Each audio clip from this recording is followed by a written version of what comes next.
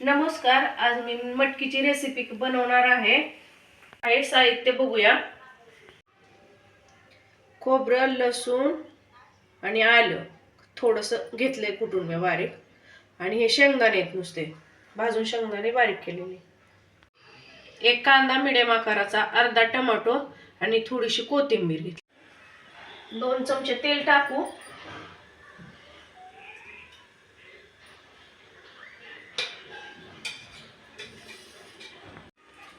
तेल गरम झालेलं आहे आपलं. मोहरी टाकू तडतडायला. मोहरी तडतडली. आता जिरं टाकू आणि आता कढीपत्ता टाकू 2-4 पाकळ्या. आता आपण कांदा टाकून घेऊ.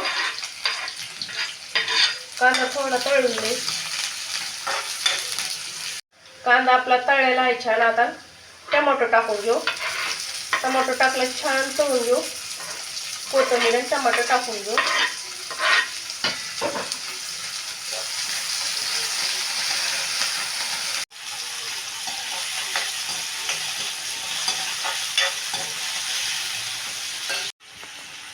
थोडंसं मीठ टाकून घेऊ कांद्याच्या ह्याच्यात. नंतर आपण टाकू मीठ. हळद टाकू चिमूटभर. धना पावडर टाकू. थोडीशी बेडगी मिरची टाकू. काळा मसाला टाकू 1-1.5 चमच.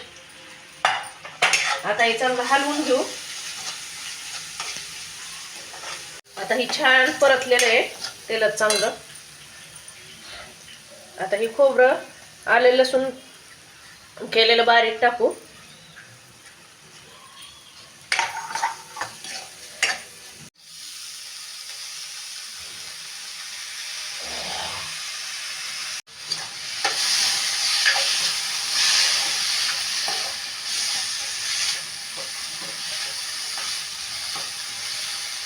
मीठ टाकलेलं होतं कांद्यात. आता थोडंसं टाकू.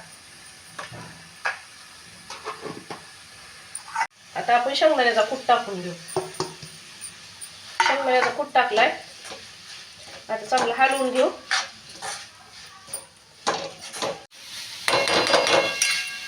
आणि आता हे गरम केलेलं पाणी गरम करून पाणी ओतू.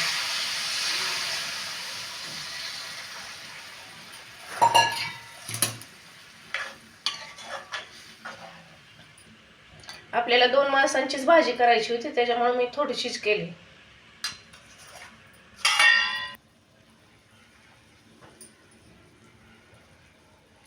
आपली रेडी झालेली आहे. आता गॅस बंद करून घेऊ